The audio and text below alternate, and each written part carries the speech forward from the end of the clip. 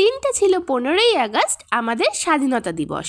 আর আমি ঠিক করেছিলাম যে এই দিনটা আমার বাড়ির স্টুডেন্টদের নিয়ে ছোট্ট করে পালন করা যাক। আর সেই কথা অনুযায়ী আমাদের ছাদটা আমরা সুন্দরভাবে পতাকা দিয়ে ডেকোরেট করেছিলাম। বাট দুঃখের বিষয় হচ্ছে 15ই আগস্ট চলে গেছে, প্রায় 15 দিন হতে চললো, আর আজকে আমার ভিডিওটা পোস্ট হচ্ছে। যাই হোক, সুন্দরভাবে ডেকোরেট করে নিচে গেছি আর বৃষ্টি এসে সব ভেস্তে দিল। যাই হোক, একটু বৃষ্টি থামে আর আমরা আমাদের অনুষ্ঠানটা শুরু করি।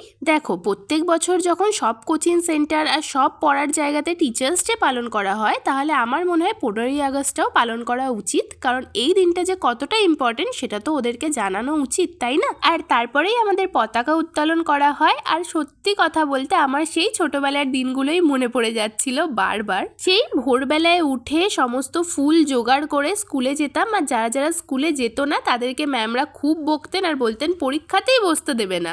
ঠিক সেই ভয়ে ভয়ে কিন্তু সবাই আমরা স্কুলে যেতাম। যাই হোক, দেন আমার ছোট্ট ছোট স্টুডেন্টরা নিজেদের পছন্দ মতো গান, নাচ, কবিতা ইত্যাদি করে শোনায়। আর আমি তো ভেবেই রেখেছিলাম যে সবাইকে বোঁদে দেব, কারণ স্কুলে ছোটবেলায় বোঁদে আর মুড়িই দিত, কিন্তু এখন তো বোঁদে পাওয়া খুবই মুশকিলের ব্যাপার। আমরা দুপুরে গেছিলাম, সব দোকানের মিষ্টি প্রায় শেষ হয়ে গেছিলো, তো তাই জন্য জিলাপি পেয়েছি, জিলাপি দিলাম, আর কিছু কিছু খাবার ওদেরও যাতে ভালো লাগে সেইগুলো দিয়েই আজকে অনুষ্ঠান শেষ করলাম।